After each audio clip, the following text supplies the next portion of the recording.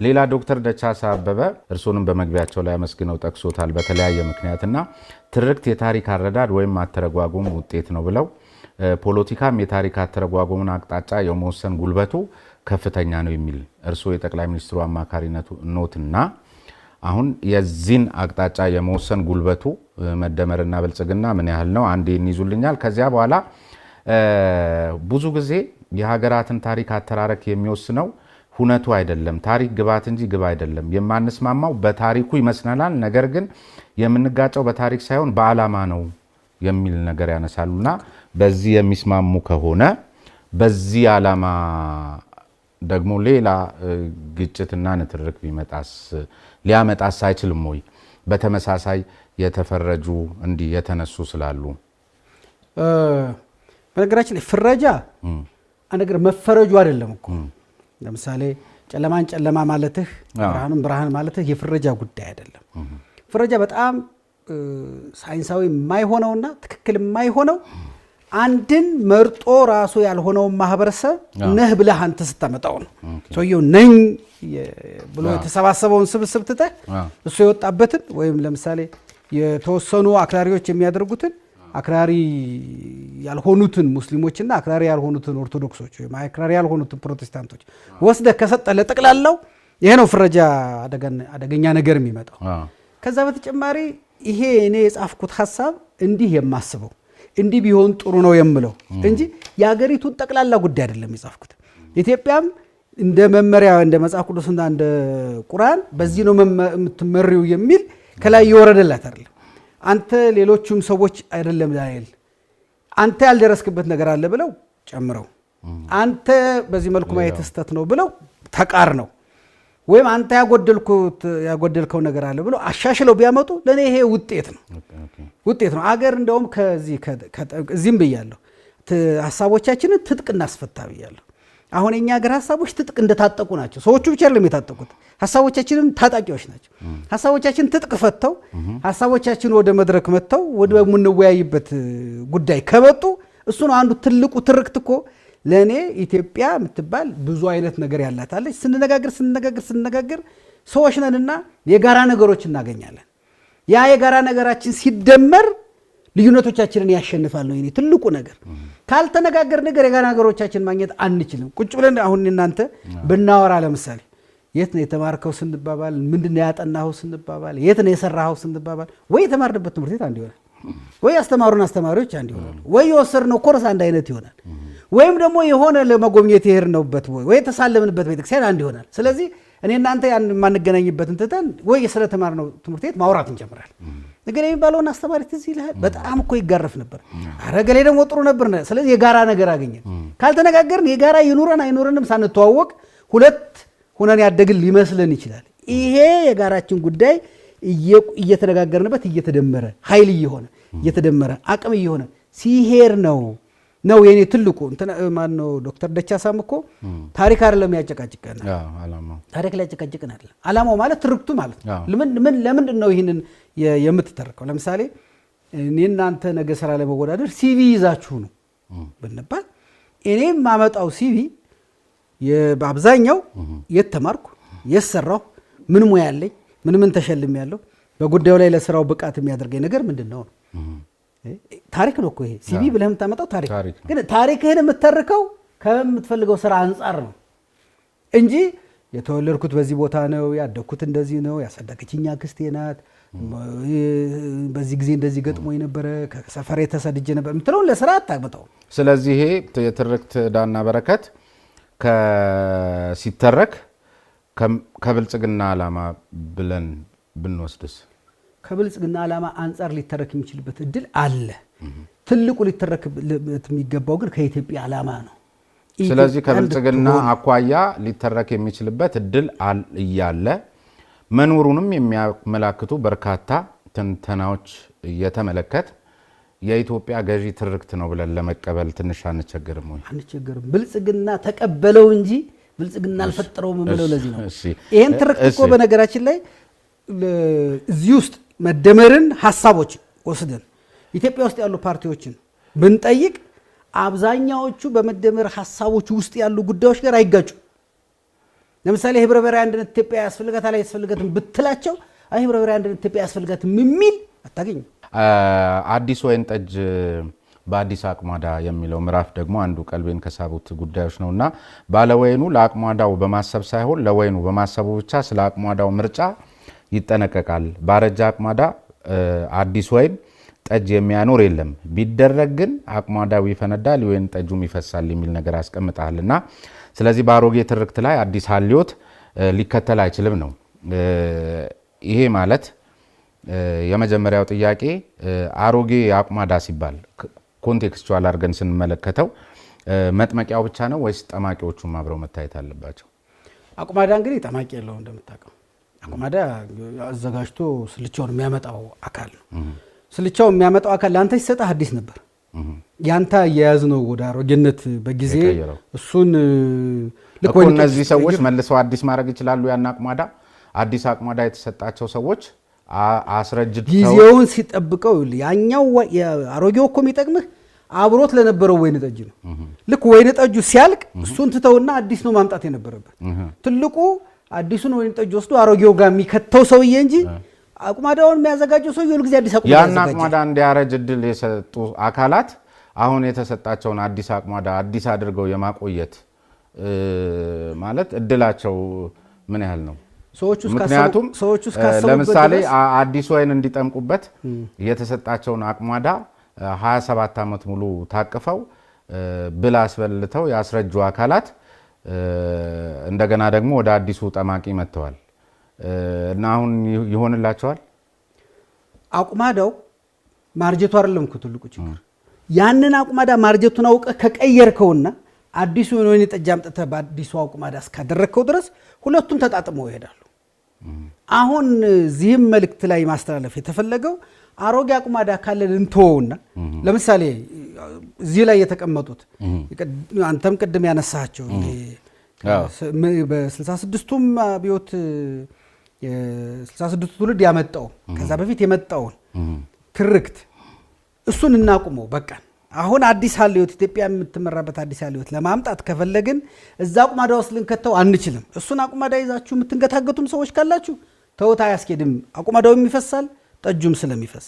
ስለዚህ አዲስ ትርክት፣ አዲስ መንገድ፣ አዲስ ሀሳብ ያስፈልገናል። አሁን ኢትዮጵያን እናበልጽግ ወይ ኢትዮጵያን ከዚህ ከድህነት እናውጣ ብለን በአሮጌው አቅማዳ እቺን ኢትዮጵያ ልንከታት ስለማንችል የአዲስ አቅማዳ ይዘው የመጡትንም ለማበረታታት አሮጌ አቅማዳ ያለን የሚሉትንም ለመገሰጽ ነው። ግን ትርክት መንገዱ ከሆነ አሁን ግራ የሚገባን ነገር መቼም በአንዲት ዴሞክራሲያዊት ሀገር ውስጥ ሁልጊዜ በየ5 ዓመቱ የሚደረግ ምርጫ አለ። ስለዚህ ማን ነው ዘላቂ መሆኑ አይታወቅም በምርጫ ስለሚወሰን እና በአመለካከትና ርዕዮቱ በተቀየረ ቁጥር ትርክቱም ይቀየራል ከተባለ በምርጫ የተለያዩ ፓርቲዎች ባሸነፉ ቁጥር ስንቀያየር ልንከርም ነው ወይ? እሱ ጋር እንዴት አይደል? ርዕዮተ ዓለምና ትርክት ይለያያል። ርዕዮተ ዓለም ሌላ ጉዳይ ነው። ርዕዮተ ዓለም እኮ የምትለው ገብቶኛል። ግን ትርክቱ አሁን ያለውን እሳቤ ማንጸባር መንገዱ ነው ብለናል። ግብ አይደለም። የኢትዮጵያን ትርክት ከሀገር ጋር ነው የሚሄደው፣ ከፓርቲዎች ጋር አይደለም የሚሄደው። ሮም በአንድ ቀን አልተሰራችም ነው የሚባለው። ይህን ያህል ዓመት የኖርንበትን ግማሽ ምዕት ዓመት እኮ የኖርንበትን የፓርቲና መንግስት መደበላል በአንድ ጊዜ በሰዎች የሰው ልጅና አመለካከት ምንድነው? መጋቢ አዲስ ሸቱ የሚሉት ነገር አለ። ፈጣሪ ሰውን አንዴ ነው የፈጠረው፣ ህጉን ግን 3 ነው የቀየረው ይላሉ። የሰው ልጅ አመለካከት መቀየር በጣም ከባድ ስለሆነ ህጉን 3 የቀየረ ይላሉ። ልክ እንደዚሁ የሰው ልጅ አመለካከት በአንድ ጊዜ ዛሬ ትቼዋለሁ ስላልክ ዛሬ አመለካከት ግን ምትተው አይደለም፣ ትግል ይፈልጋል። አንተ እንኳን እየፈለክ ወደ ድሮ የመመለስ ወደፊት የመሄድ እድሎች በጣም ሰፊ ናቸው። እየፈለክ እንኳን ከዛ መላቀቅ እየፈለክ ለምን የሰው ልጅ አይምሮ እንደ ልብስ ጥብ አድርገህ የምታመጣው በሳሙና የምታስወግደው ጉዳይ አይደለም። እየቆየህ አንዳንዱ ነገር ሳታውቀው ውስጥ ተቀብሮ የቀረ አንዳንዱን አንተ ባሁኑ ያስወገድከው አንዳንዱ የሆነ ቀን ብቅ ሲል ይሄ አስተሳሰብህ የመቼ ነው ብሎ ሌላው ሰው ሲገጽ ወይ ስታነብ ወይ ስትማር እየቀየርከው የምትሄደው ነገር ነው። ይሄ ነገር መስተካከሉ አይቻልም። እኔ ትልቁ ተስፋ ይሄ ነገር መነወር ጀምሯል ወይ መመስገን ነው የጀመረው፣ መነወር ነው የጀመረው። ለምሳሌ የመደበላለቆቹን እየተነወረ ነው ወይስ እየተመሰገነ ነው? ለኔ መነወር ጀምሯል። መነወር ጀምሯል ማለት መላቀቁ እውን ሆኗል 100% ሰርቷል ማለት አይደለም። መነወር ግን ጀምሯል። ስለዚህ በሂደት እየመጣ ያለው ሰው እየወረሰው አይሄድም ማለት ወራሹ እየቀነሰ አውራሹ እየበዛ በሄደው ቁጥር በቃ ወራሹ እየወሰደው አይሄድም ማለት ነው። ወራሹ ከዚህ ነፃ እየሆነ ይሄዳል። መኖሩ ካልጀመረ ግን ወራሹ እየባሰበት ይሄዳል። ከለማበት የተጋባበት ስለሚበስ ማለት ነው። ለኔ አንድ ትልቁ ነገር እሱ ነው። ከዛ በተጨማሪ ቅድም እንዳልከው ሌላው ሲመጣስ እንደኔ እንዳንተ ያለን አገር ምንል ሌሎችም በፓርቲም ውስጥ ይሆኑ ከፓርቲም ውጭ የሆኑ ሰዎች መስራት ያለብን አገር ትርክት እንዲኖራት ነው።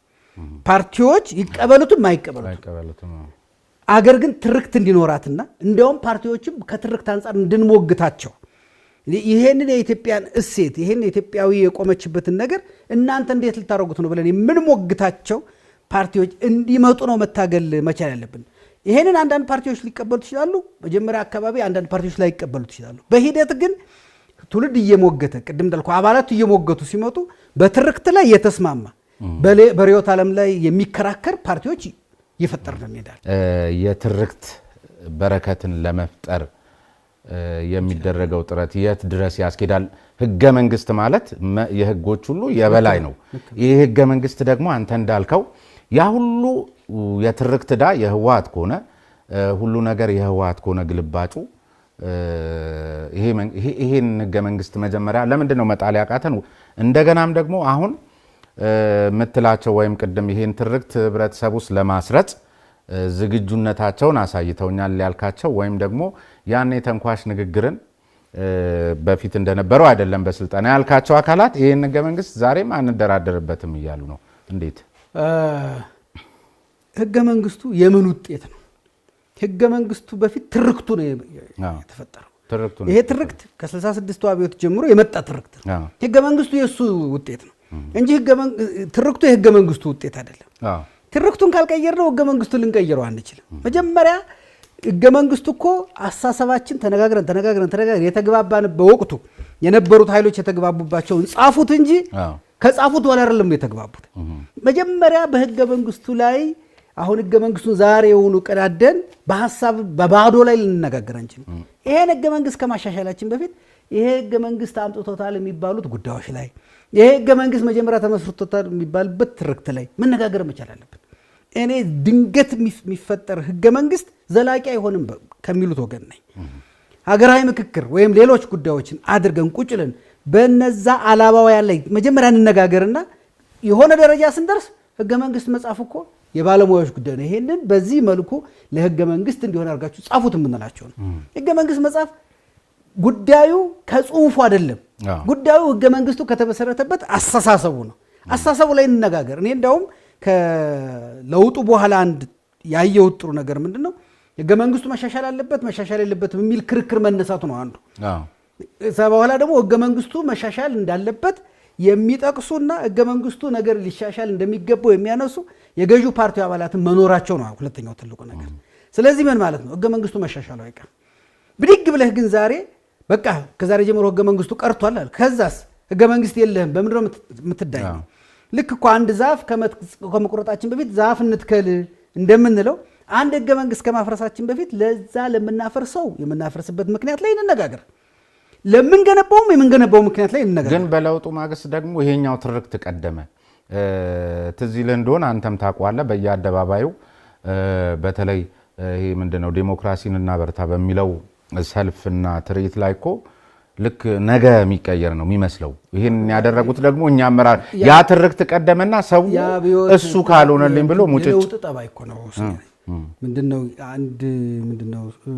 አንድ ማየት የማይችል ሰው ነገ ይበራልህ አይባል ዛሬ እንዴት አደረ የሚለው ጉጉት የለውጥ ጉጉት ጠባይ ነው። ሁሉ ጊዜ የሆነ ነገር ለውጥ ሲመጣ ሰዎች በማግስቱ የሆነ ነገር ይሆናል ብሎ መጠበቅ የሰው ልጅ ጠባይ ነው ሁሉ ጊዜም ቢሆን። ልክ አንድ ተመረቀ ልጅ እናቶቻችን አሁን ልጅ የተመረቀ ሲባል በማግስቱ ስራ አግኝቶ በማግስቱ ደግሞ አግኝቶ በማግስቱ ህይወቴን ይቀይራል የሚለው የሰው ልጅ የስነ ልቡና ጠባይ ነው። ያ ልጅ ግን ከወር በኋላ ይሆናል ከዓመት በኋላ ይሆናል ስራ የሚያገኝ ወዲያው ችግሬን ይቀርፋል የሚለው ስሜት መኖሩ ነውር አይደለም። በቃ የሰው ልጅ ጠባይ ነው። የለውጥም ጠባይ እሱ ስለሆነ ነው። ግን የሰከኑ ሰዎችና ጉዳዩም ይገባቸዋል የሚባሉ ሰዎች ይሄንን ፍጥነት ገታ እያደረጉ ሰዎች ቁጭ ብለው ከዚህ ከአቧራው ሰክነው ቁጭ ብለው ተነጋግረው ያለፈው እኛ ሳንሳተፍበት ነው ይሄ የሆነው የሚሉ ኃይሎች አሉ። አይ ብንሳተፍበትም በበቂ ሳንሳተፍ ተገፋን የሚሉም ኃይሎች አሉ። እንደገና ደግሞ ብንሳተፍበትም የኛ ሐሳብ አልተካተተም የሚሉ ይሄንን እያል አሁንም በፍጥነት የሆኑ ኃይሎች ተሰብስበው ደግሞ እንደገና ዛሬስ ቁጭ ብለው ቢነጋገሩ ነገ ይህን ላለመደገማችን ምንም ዋስትና ስለሌለን ትንሽ ፋታ አግኝተን ቁጭ ብለን በነገሮቹ ላይ በህገ መንግስቱ ላይ አይደለም መነጋገር አለብን ብለው ህገ መንግስቱ አላባውያን ቦርድ ለምሳሌ ኢትዮጵያ ምን አይነት አስተዳደር ነው የሚያስፈልጋል እሱ ላይ እንነጋገርና ስንግባባ ህገ መንግስት እናድርገው። ስለ ኢትዮጵያ የምንገልጸው ምንድን ነው? እኛ የኢትዮጵያ ብሔር ብሔረሰቦች ይላል ይህን ማይቀበሉ አሉ። እሺ ምን ብለን እንግለጸው? መጀመሪያ እሱ ላይ እንግባባና እሱን የህገ መንግስቱ መግቢያ እናድርገው። ከዛ በኋላም ደግሞ ስለ ዜግነትና ስለ ግለሰብና ስለ ቡድን መብቶች ምናነሳቸዋሉ። እሱ ጋር ስንግባባ የህገ መንግስቱ አንቀጽ እናደርገዋለን። ሌሎች እንደዚህ አይነት አሉ። ሰንደቅ ዓላማ ላይ እንከራከራለን። ለምሳሌ ስንግባባ አንቀጽ እናደርገዋለን። ከአንቀጹ ከጀመርን ሳንግባባ ነው ወደ ጠብ የምንሄደው። መጀመሪያ አላባውያኑ ላይ እንግባባ። እንደውም እኔ ባለፉት 5 ዓመታት ያገኘነው ፋታ በተለያየ አካባቢ ለመነጋገር ለመወያየት እኔ የምለውን እሱ ይቀበል ይሆን እሱስ እንዴት ነው የሚያስበው የሚለውን ለመስማት ከዛ ደግሞ ለመስከን እድል አግኝተናል። አሁን ሀገራዊ ምክክሩ እግዚአብሔር ፈቅዶ ቢሳካና ብንነጋገር ደግሞ ብዙ ዛሬ የማናስባቸው አስደንጋጭ ሀሳቦች ወደ መድረክ ሊመጡ ይችላል። ከለውጡ በኋላ ያለው የኮሚኒኬሽን ስርዓታችን ምን ይመስላል? መረጃ የተደበላለቀበት ምክንያቱም አንዳንድ ጊዜ ተራኪዎቹንም አሜን ብለህ ለመቀበል እንዲረዳህ ዛሬ የተናገርከውን አሁን በእኛ ሀገር መሰረታዊ ችግር እየታየ ያለው በርካቶችም የሚሉት የተናገሩትን ሆኖ አለመገኘት፣ በተለይ በአመራር ደረጃ ሲሆን ይከፋል። የተናገሩትን ሆኖ አለመገኘት ብቻ ሳይሆን አሁን ዛሬ የተናገሩትን ነገ ያለመድገም ሁሉ ሁኔታ እየታየ ነው። እንግዲህ እኔ እንኳን ስሰማ በዚህ በአማራ ክልል ያለውን ነባራዊ ሁኔታ በመንግስት ኮሚኒኬሽን ጽህፈት ቤት በተሰጠ መግለጫ ተራ ሽፍቶች ናቸው መለቃቀም ነው የቀረን በሚል ዛሬም ድረስ እንዲህ አይነት ማለት ለመረጃና ለእውነት የመታመን ነገር እንዴት ነው በአንተ ግምገማ የትስ ድረስ ያዘልቃል? ቀድሞስ መረጃ ከመስጠት አኳያ እንግዲህ እንደሚታየው ማህበራዊ ሚዲያው በተለያየ መልኩ በተለይ ውጪ አካባቢ ሀገራችን ላይ እምነት ኑሮን እንዲህ እንዳንሆን ሁሉ እኮ የሚያደርጉ ነገሮች ናቸው የሚሰጠው። በመንግስት በኩል የተሰጠኝ መረጃ ትክክለኛና ተአማኒ ሆኖ እስከተገኘ ድረስ ነው እነዛን ያለ መስማት እድሌ እየሰፋ የሚሄደው። ስለዚህ እዚህ ጋር ይዋሹ እነዛን አትስሙ ብሎ ቋንቋ ልክ ነው ወይ? እንደ አማካሪነትህ ለምን አንድ ነገር አታደርጉም? ወይም ምን ይሰማሃል? አንድ አደርባይነትስ እዚህ ሀገር ላይ አያሳስብህም? የሚታየው ነገር በጣም እንትን ስለሚል ነው። የመረጃ እንግዲህ የለውጡ ሂደት ነው፣ የለውጡ አካሄድ ነው። ምን ማለት ነው? ታስታውስ ከሆነ ባለፉት 10 ዓመታት በጥቂቱ በእኛ እንኳ በምናውቅበትና ወደ ሚዲያ በመጣንበት ጥቂት ዓመታት ውስጥ አንድ ቦታ መንጭቶ ለብዙዎች ከሚከፋፈል መረጃ ወጥተን ከብዙ ቦታ ወደ ብዙ ቦታ ወደሚሄድ መረጃ መጥተናል። ይህ አዲስ ክስተት ነው። እኛ ደግሞ በባህሪያችን በየትኛውም ብሔረሰብ ብትሄድ የባህላዊ የተግባቦት ስልታችን ወግ አጥባቂ ነው። ባህላዊ የተግባቦት ስልታችን ምን ማለት ነው? አንተ ከኔ ሰምተህ እኔ ለሌላው የማስተላለፍበት መንገድ ወግ አጥባቂ ነው። ይሄ አሁን የመጣው የዲጂታል ሚዲያና የሌላው ግን ከዚህ ወግ አጥባቂነት ወጥቶ ሊበራል ሆነ። ገና የባህል ክርክር ውስጥ ነው ያለነው። ውስጣችን ይሄ የባህል ክርክር አለ። ማናችንም ከዚህ የባህል ክርክር ነፃ ልንሆን አልቻልንም። በዚህ ምክንያት የተፈጠሩ የሂደት ጉዳዮች አሉ። ይሄ እኔ አሁን መንግስት የሚሰጣቸው መረጃዎች በአጠቃላይ ውሸት ናቸው የሚለውን አልቀበልም። እኔ አሁን ደግሞ በኮንትሮባንድ በምንም መሳሪያ አለ። ስለዚህ አሁን ታጣቂው ማን ነው ታጣቂው ማን አይደለም መለየት አትችልም። በአመለካከት እንኳን ባይሆን ለምሳሌ መንግስትን በመጥላትም እነዛን በመደገፍም ባይሆን ሰዎች ታጣቂው ታክቲኩ ነው እንበል። አጠቃላይ የመረጃ ፍሰቱ ላይ እርካታ አለ ሆይ? አደርባይነትስ በአመራሩ ዙሪያ ላይ እርካታ የሚፈጠረው ቅድም ካልኩ ነው። ገና ከዛ ባህሪያችን እየተላቀቅን በመምጣታችን የምንፈልገው ደረጃ ላይ አልደረስንም ነው እንጂ መንገዳችን እነዛ ነገሮች ወደ መውሰድ እየሄደ ነው ብዬ አምናለሁ። ወደ ትክክለኛው መስመር ለመግባት እየሞከር ነው። አደርባይነት እኔ አሁን ማልስማማው ድንገት ዛሬ የመጣ ባህሪ አድርገን ካየነው ነው። መቼም የሚምጣ መች ግን አሁን የገነገነ አይመስልም ወይ? አንዳንድ ጊዜ በእርግጠኝነት ላልተረዱት ሀሳብ ሁሉ ጭምር ማጨብጨብ። ስለ አደርባይነት የበለጠ ነው እየሰማን ያለ ነው ወይስ አደርባይነት ነው ራሱ እየበዛ ያለው? አሁን አንድ ነገር ይኸውልህ፣ ለምሳሌ ስጋ ለብሶ ቀደም ሲል አደርባይነት እየበዛ አሁን ግን ስጋ ለብሶ እያየ ብዙ መስማት ስለጀመርን ነው። ስለ አንድ ነገር ብዙ በሰማህ ቁጥር የበዛ ሊመስልህ የሚችልበት እድል አለ። ድሮ የመረጃው የምኑ ስላልሆነ አንድ ሰው የሆነ አካል ስላደረገው ነው የምትሰማው። አሁን ግን ከየአካባቢ ብዙ ነገር ስትሰማ የበዛ ይመስላል። ድሮ ሰዎቹ ነበሩ፣ ስለነሱ አትሰማም። አሁን ሰዎቹ አሉ፣ ስለነሱ ትሰማለህ። መረጃው ነው የበዛው ሰውየው ነው የበዛው የሚለውንም ማየት ያስፈልጋል እኮ። ለእኔ መረጃው ነው እየበዛ የመጣው፣ አዲስ ክስተት አልተፈጠረብንም። ግን ብዙ ነገር እየሰማን መጣንና የበዛ መሰለን። አሁን በርካታ ሚሊዮን የሚቆጠር የብልጽግና አባላት እንዳሉ ይታወቃል። እኔም ብዙ ጓደኞች አሉኝ ብልጽግና ባልሆንም። እኔ ግን እስካሁን የገጠሙኝ የመደመር ኮንሰፕት የገባው የብልጽግና አባል ብዙም ገጥሞኛ አያውቅምና በእናንተ ግምገማ ወይም አማካሪ እንደመሆን መጠን ፕሬዝዳንቱ መደመር እሳቤው የገባው የብልጽግና መንገድ የገባው በሚሊዮኖች የሚቆጠር እርሳቸው የሚጠቅሱት ካድሬ አለን ብለው ያስባሉ? አዎ ሁሉም ገብቷቸዋል የሚለውን መረጃው የለኝም። ማለት እያንዳንዱን ሰው ጠይቀህ ምን ብለህ የምትረዳው ነው። ቅድም እንዳልኩህ ግን የማገኛቸው አመራር ለምሳሌ የከፍተኛ አመራሮችን፣ መካከለኛ አመራሮችን፣ በዞን ድረስ ያሉትን፣ ወረዳ ድረስ ያሉትን አመራሮች የማግኘት እድል ገጥሞኛል። ባለፈው አዳማ በነበረው ስልጠና ሂጄ ነበረ። ከዛ በኋላም በተለያዩ በሚኖራቸው ስልጠናዎች በተለያየ አጋጣሚ ሰዎችን አገኛለሁ። እኛም ጋር ለተለያየ ስብሰባ የሚመጣበት ጊዜ አገኛለሁ። ይሄ መጽሐፍም ከጻፍኩት በኋላ አግኝቻለሁ። እነዚህ ያገኘኋቸው አካላት በአብዛኛው የተቀበሉትና የሚግባቡበት የገባቸው እንደሆነ አይቻልም። ዳንኤል ክብረት አማካሪ ወይንስ ተሳዳቢ? ዳንኤል ክብረት የተባለ የኦሮሞ ብልጽግና ፕሮፓጋንዲስት ቀጣሪና አሳዳሪዎችን ለማስደሰት እንዲህ አለ። ጃውሳው ቀንጭሮ እንዲቀር የሚያደርጉት አያሌ ወታደራዊ፣ ፖለቲካዊና ማህበራዊ ምክንያቶች አሉ።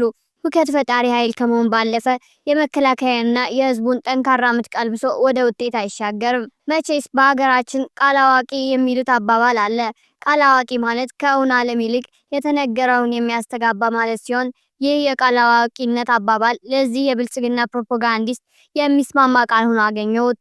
ከላይ ከዳንኤል ክብረት መጣጥፍ እንደወሰዱት ዳንኤል የቃዣ ያለ ሰው ሆኖ ተሰማኝ። ፋኖ ለዳንኤል ክብረት አሳዳሪ ደሞዝ ከፋዮችም ሆነ ለራሱ ሁከት ፈጣሪ የሚለው ቃል አይመጥነውም። በዚያውም ደግሞ የመከላከያን ምት መመከት ብቻ አይደለም፣ ሱሪውን እያስፈታ ያነገተውን ትጥቅ እያስወረደ እየነዳው ለመሆኑ ይህ ፕሮፓጋንዲስት የመንግስትን ደህንነት እስኪነግሩት መጠበቅ አይገባውም። በቀጥታ ቋሪት ደጋዳሞት ቢደውል ያለፈውን ሳምንት የውጊያ ውሎዎች የደጋዳሞት አርሶ አደሮች ይነግሩታል። ዳንኤል የህዝቡን ጠንካራ ክንድ የሚል ቃል በዚህች አጭር ፕሮፓጋንዳ ጽሑፍ አስገብቷል።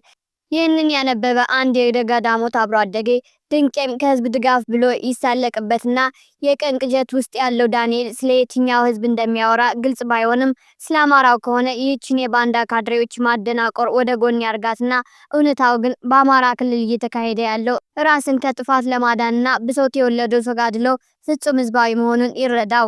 ዲያቆን ዳኒ ወረድ ብሎ በተራ ቁጥር 1 ላይ እንዲህ አለ። ብሶት እንጂ ግብ የለውም። ጃውሳው በለውጥ ሂደት ላይ የተፈጠሩትን ችግሮች ለዲስኩሩ ማቀጣጣያ ይጠቀማል።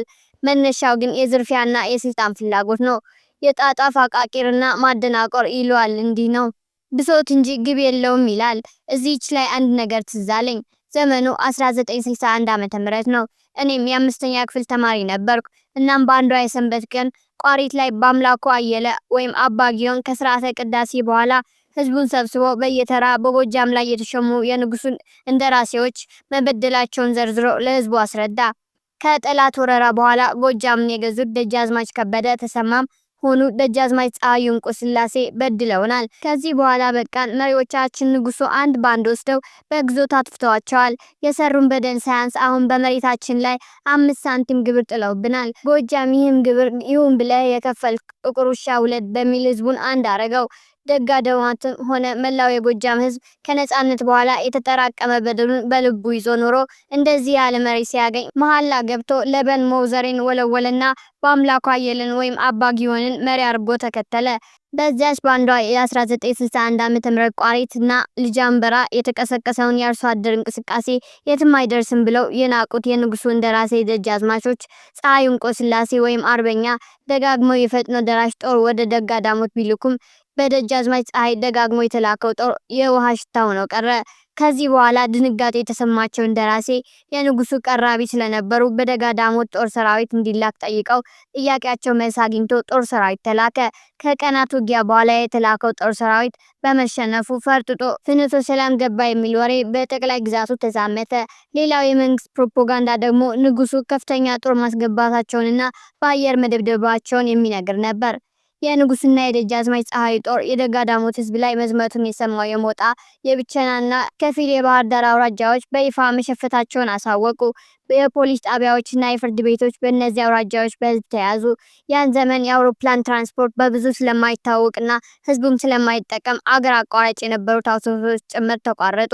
ከአባይ ድልድል እንዳያልፉ ነው የመንግስትም ሆነ የግል አውቶሞቢል ተገታ።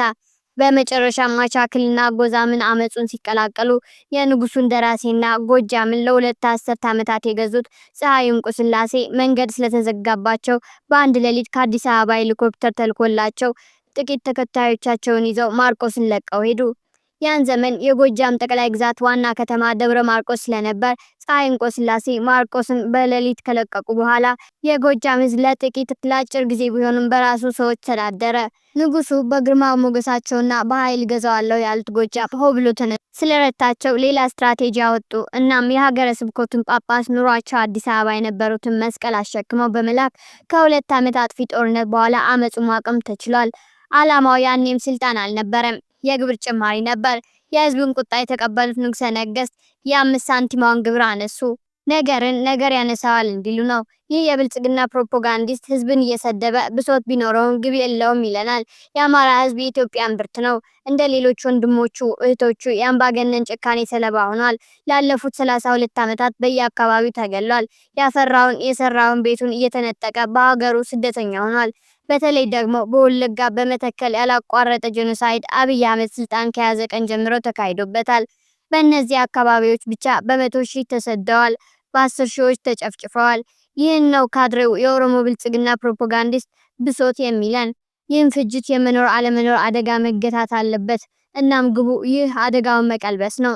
ህዝብን የሚሳደበው የኦሮሞ ብልጽግና ካድሬ እንዲህ አለ። ጃውሳው ግብህ ምንድነው ቢባል ምላሽ የለውም። ልክ መኪና እንደሚያሳድድ ውሻ ነው። ውሻው መኪናውን ቢይዘው ምን እንደሚያደርገው አያውቅም። ይህ ተራ ስድብ በህዝብ ላይ የተወረወረ ነው። የአማራ ህዝብ ስልጣን አልጠየቀም። በእርግጥ የማይወክለኝ ህገ መንግስት ይነሳልኝ ብለዋል። አትግደሉኝ፣ እንደሌላው ዜጋ ኢትዮጵያን አብሬ ዳር ድንበሯን አስጠብቄያለሁ፣ የመኖር መብቴ ይከበር ነው ያለ። ለመሆኑ ይህ ካድሬ የዚህ ስርዓት ዋና እምብርት ጸረ አማራነትና ጸረ ኢትዮጵያዊነት መሆኑን ያውቃል? አዎ፣ ስርዓቱ በህወሓትና በኦነግ የተመሰረተ ስርዓት ነው። የአማራ ህዝብን በጠላትነት ፈርጀው ዘር ተኮር የሆነ ህገ መንግስት 1991 ዓመተ ምህረት ሲጽፉና አስተዳደራዊ ክልሎችን ሲያካልሉ ሁለቱም ይህን ህዝብ ያላካተተ ይሁንታውን ያልጠየቀ ብሎም ከታችም ከላይ መሬት ቆርሶ በመውሰድ ወደፊት ብንገነጠል በሚል ስሌት የራሳቸውን ግዛት ያስፋፉበትና አማራ በሚኖርበት ሁሉ እንዲሳደድ አቅደው አውጥተው ለ32 ዓመታት የሰሩ ናቸው። የኦሮሞ ብልጽግና ፕሮፓጋንዲስት ካድሬ ዳንኤል ክብረት ካላወቀ እሱ እንዳለው ፋኖ የአማራ ህዝብ ነው። እንቢተኝነት ሳይሆን የመኖር ያለመኖር አደጋ የፈጠረው ራስን ከጥፋት ለማዳን የተነሳ ተጋድሎ ነው። ግቡን ይህን በአማራ ላይ የተቃጣውን ኤግዚስቴንሻል ትሬት የመቀልበስ ወይም የማስቆም ተጋድሎ ነው። የአማራ ህዝብ ለዓመታት በሰላማዊ ሰልፍና በየአደባባዩ የመኖር መብቱ እንዲከበርለት ጠይቋል።